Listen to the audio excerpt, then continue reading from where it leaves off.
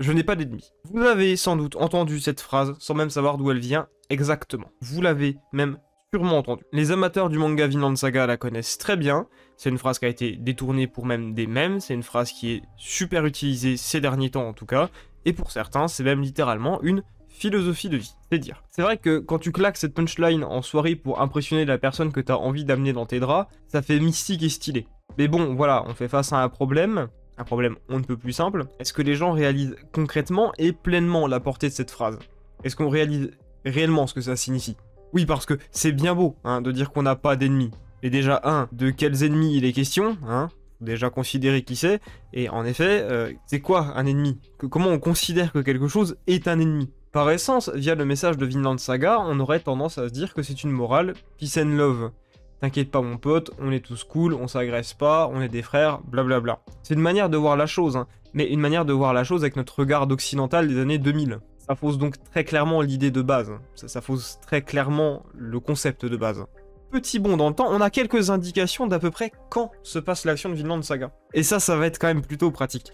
Je remercie ces preuves d'exister. On peut donc déjà s'intéresser à quelque chose. Les Vikings sont déjà en train de parcourir l'Europe. Ça a l'air de se passer à peu près vers l'époque du siège de Paris, donc si j'en crois Wikipédia, on est aux alentours de 845, à peu près. Est-ce qu'il n'y a pas moyen d'être un petit peu plus précis ou sûr de ce que j'avance? Si, vous inquiétez pas. Puisque le manga se déroule lorsque les premiers Vikings arrivent en Amérique, autant vous le dire, Christophe Colomb, c'est un nul.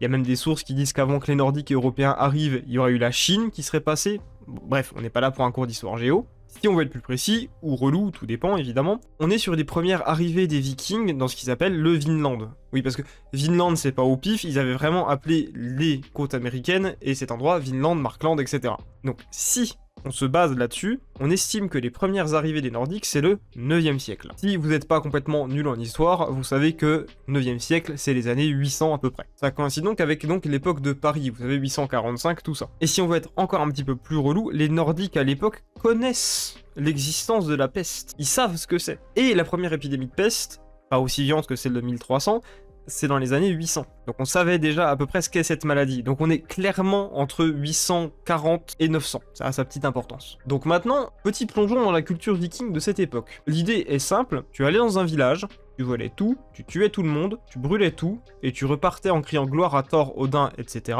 Et tu reproduis la même petite joyeuseté au village suivant. Et ainsi de suite jusqu'à le bout du monde. La stratégie elle est assez simple, en fait quand tu fais ça tu ne tombes jamais en rade de vivre, tu as toujours de quoi manger, tu as toujours de quoi boire. Si tu continues assez longtemps, au bout d'un moment, t'arrives à Paris. Ajoutez à ça la capacité qu'ont les Vikings en mer à l'époque, ils étaient clairement intestables. Un Viking dans les années 800-900, t'avais pas envie de le croiser. On retourne à Vinland Saga, donc là vous avez à peu près l'ambiance de cette époque. Dites-vous qu'il y a un petit idéaliste qui s'appelle Thorfinn, parce qu'en plus il est vraiment petit, il fait 1m60 à peu près, qui arrive et qui vous dit « J'ai pas d'ennemis. Moi, je me bats contre personne. Ce que j'aimerais bien faire, c'est vivre en paix dans mon coin. Sans problème. » Dites-vous qu'à l'époque, la guerre en Europe, on voyait déjà ça comme un truc stylé. La guerre, c'est un art. Chez les Vikings, c'est pas un art. Chez les Vikings, la guerre, c'est sacré. Pour atteindre le paradis des Vikings, aka le Valhalla, t'es censé mourir les armes en main au combat. Ce qu'il fait là, Thorfinn, ça s'appelle un blasphème. Et pas un petit. Hein, c'est un gros blasphème, ça, quand même. Parce que, je le rappelle, mourir les armes en main. C'est-à-dire que, chez les Vikings, si tu meurs pas au combat, tu finis en enfer. Oui, ils partaient du principe que comme les femmes ne se battent pas, elles allaient en enfer de toute manière. Voilà, c'est... Oui, bon, bah, soit. Et surtout, on est en 800. Les gens à l'époque, c'est pas qu'ils sont très croyants, mais un peu quand même. Refuser le dogme de la guerre, c'est renier le fait même d'être un viking. C'est une culture où tout, sans exception, c'est ton ennemi. Te ramener avec un grand sourire au barbecue du coin, fait à base de feu de maison, tu te ramènes, tu dis « j'ai pas d'ennemi », bah ça la fout mal. Ce que je tiens à appuyer surtout avec cette introduction, c'est que tout le monde est ton ennemi à l'époque. Pour un viking, tout le monde est ton ennemi. Même entre tribus, même entre villages, vous êtes ennemis. Même dans une troupe, vous êtes ennemis d'une certaine manière. Et c'est un truc qui est très intéressant que le manga rapporte. Il n'y a pas d'ennemi par nature. Personne n'est naturellement ton ennemi. Personne ne naît pour être ton ennemi. Les ennemis, c'est quelque chose qu'on se crée de toutes pièces. Ennemis par nature, ça n'existe pas. C'est un thème que le manga traite très bien via le personnage de Hild, qui, à mes yeux, est le personnage le plus intéressant, et vous noterez l'ironie du truc. Et c'est une ennemie de Thorfinn. Une ennemie que Thorfinn s'est créée. Hein, voilà, si vous lisez le flashback, c'est assez évident. Où est-ce qu'elle est l'ironie là-dedans? c'est que Hild, c'est la contraction et l'autre nom de Brunhilde, une Valkyrie, une des déesses qui amène les soldats morts au combat, au Valhalla. Voilà, vous comprenez un petit peu l'ironie de la chose. Donc ce fameux concept d'ennemi, tout ce qui est contraire à nous, etc., tout ce qui est en face de nous, c'est notre ennemi. Voilà, chez les Vikings, c'est comme ça. On se crée des ennemis de toutes pièces avec et contre absolument tout le monde. Donc si on voit les choses sous cet angle, la réponse au paradoxe serait donc très simple. Si tout le monde est mon ennemi, j'ai juste à ne pas me créer d'ennemis. Et je peux vivre tranquille dans mon coin, il n'y a aucun problème et on est content. Et évidemment, le manga n'est pas aussi simpliste et n'est pas aussi caricatural. Il y a en effet bien des manières de se faire des ennemis et c'est bien ça tout l'intérêt de l'œuvre. Et surtout ce qui rend la nature humaine si compliquée. Si vous décidez de ne pas agir même face à la provocation, vous risquez de passer pour quelqu'un avec peu de tempérament, voire un lâche. Ce qui vous amène des ennemis. Si vous n'êtes pas d'accord avec quelqu'un, même sans être violent, cette personne peut vous voir comme un ennemi. Si une personne a des croyances opposées aux vôtres, si une personne a une culture différente à la vôtre, une langue différente à la vôtre aussi, au moindre problème, vous avez un ennemi. Oui, parce que le souci, c'est que la pensée de Thorfinn de « je n'ai pas d'ennemi », elle marche dans son sens, mais ça veut pas dire que le mec en face est d'accord avec lui. À tout moment, le mec en face veut des ennemis. À m'entendre, on est en droit de penser que peu importe ce qu'on fait, peu importe ce qui se passe, on aura des ennemis. Et c'est le cas. C'est clairement un peu le cas. Encore une fois, si on n'a pas d'ennemis de notre côté, ça n'empêche pas d'autres personnes de nous considérer comme un ennemi. Et c'est ça qui fait toute la difficulté de la chose. Vous voulez peut-être éviter le conflit de votre côté, mais qu'est-ce qui vous dit que les personnes en face de vous pensent la même chose? Selon certains philosophes, c'est même dans la nature humaine de chercher ce genre d'affrontement. C'est donc les lois et l'état de droit qui fait qu'on ne se saute pas tous dessus pour s'entretuer. On a déjà parlé 100 fois, c'est Hobbes. Voilà. Alors oui, pour nous, humains, c'est clairement peu flatteur, mais c'est la vérité. En tout cas, c'est en partie la vérité. Si on n'avait pas cette éducation, si on n'avait pas cette culture, s'il n'y avait pas ces lois, on agirait très clairement différemment de comment on agit actuellement. C'est d'ailleurs une de ces choses qui fait que la culture de Thorfinn et son monde est clairement différent d'une autre. C'est beaucoup plus difficile pour lui de vivre entre guillemets, sans ennemis. Mais ça, on va en parler un petit peu plus tard dans la vidéo, avant on retourne sur un point un peu plus précis. Plus tôt, je vous ai dit que le fait de ne pas agir pouvait frustrer, voire même pousser les gens à vous voir comme un ennemi. Et ben, ça tombe bien parce qu'une partie des lecteurs a exactement fait ça. Dans l'arc en cours, qui est l'arc final au passage, il y a un personnage qui est très désagréable. Ce mec est un petit sacripant. Et de nombreuses personnes ont pesté face à l'inaction de Thorfinn. Beaucoup sont même frustrés de cette inaction. Il y a pas mal de gens qui veulent voir l'autre personnage se prendre une grosse correction et qui se fasse fumer. Quand on voit la situation, on a l'impression que Thorfinn le laisse faire et se fait marcher dessus.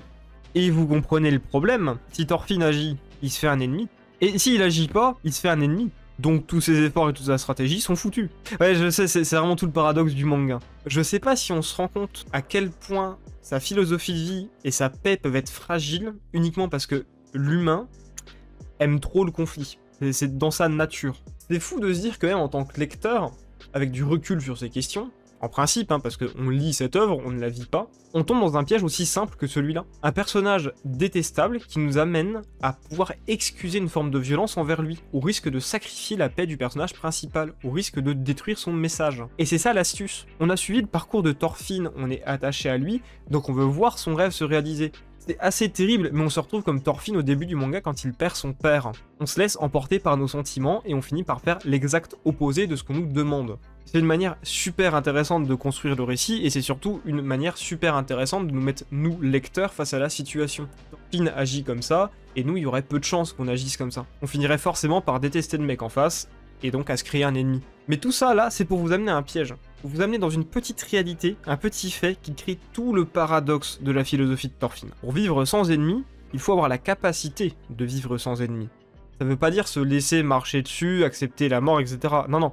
Ça veut dire qu'il faut être plus fort. L'idée même de vaincre sans avoir à affronter son adversaire. C'est ça que le manga essaie de prouver.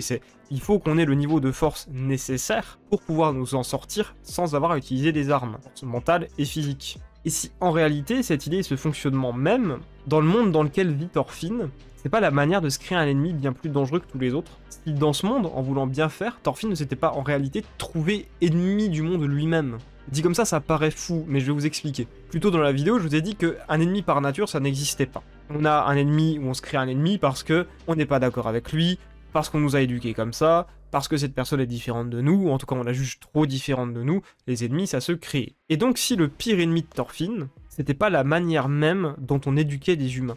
Ouais, c'est pire que tout du coup. Le truc qui me fait penser ça, c'est l'existence de Carly. C'est un enfant, la pureté, tout ça, blabla. Mais Carly, c'est un enfant intelligent et curieux. Le manga le souligne. C'est un enfant qui écoute et qui aime l'éducation. Ce qui marque une grande différence avec la majorité des personnages du manga. Carly est la réponse même au paradoxe. Pour créer un monde sans ennemis, il faut créer un monde où on éduque les gens. Thorfinn est l'ennemi même de ce que le monde produit. Thorfinn est l'ennemi de la violence et de l'injustice. Il est l'ennemi d'un monde violent et injuste. Il vit dans un monde où aucun humain en tant que tel n'est son ennemi, mais où tous les concepts de ce monde sont ses ennemis. Thorkel n'est pas à proprement parler son ennemi. Le véritable ennemi, c'est l'amour que ce dernier a de la guerre, c'est la guerre en elle-même. Les hommes ne sont pas ses ennemis, c'est les préjugés que ces derniers ont vis-à-vis de la masculinité, son ennemi. Un homme, ça doit faire la guerre, nos femmes sont heureuses quand on va à la guerre, ils en savent rien. Ivar n'est pas son ennemi, c'est la vision idéalisée qu'il a de la guerre, son ennemi. L'ennemi de Thorfinn, c'est la guerre. L'ennemi de Thorfinn, c'est le manque d'éducation. Le véritable paradoxe de Thorfinn, c'est moins Thorfinn considère un humain comme un ennemi, plus le concept lié à cet humain deviendra son ennemi. Ça peut être vis-à-vis de la vengeance, vis-à-vis de l'éducation, vis-à-vis de la guerre en elle-même, vis-à-vis des croyances, ou même plus simplement vis-à-vis d'une barrière de la langue. Avec le temps, on le réalise de plus en plus. Thorfinn a dû quitter le monde dans lequel il vivait parce que son plus cruel ennemi, c'était le monde. Mais il peut pas partir tout seul, donc il a amené des humains qui ne pensent pas comme lui, plus loin dans le monde. Il a amené les erreurs du monde dans lequel il vit, dans un autre monde. C'est ça le problème. C'est pour ça que Vinland Saga est un paradoxe. Il n'y a pas de bonne réponse à cette question. C'est très dur de réussir à créer un monde juste. Quand on pense comme Thorfinn et qu'on vit dans son monde, c'est quelque chose de très dur, parce que le monde entier pousse les hommes à prendre des armes. La véritable difficulté de ce monde, c'est de ne pas retomber dans les travers. Il faut affronter sa propre nature. Mais l'être humain, il a du mal à reconnaître ses torts. C'est plus facile de pointer l'arme vers le voisin. C'est plus facile de dire c'est de sa faute à lui. La question, c'est donc la suivante. Est-ce que vous pensez être assez fort pour gérer ce paradoxe? Parce que c'est la même aujourd'hui. On peut ne pas considérer les humains comme nos ennemis, mais les concepts et ce qu'il y a au-dessus d'eux, ça on peut les considérer comme nos ennemis. Est-ce que vous êtes assez fort pour vous faire ennemi du monde et des concepts en eux-mêmes? Parce que si vous ne considérez personne comme votre ennemi, c'est le monde qui vous considérera comme un ennemi. Et vous serez obligé d'affronter tout ça pour espérer que les humains changent leur vision des choses. C'était Belleus, et je vous dis salut à tous.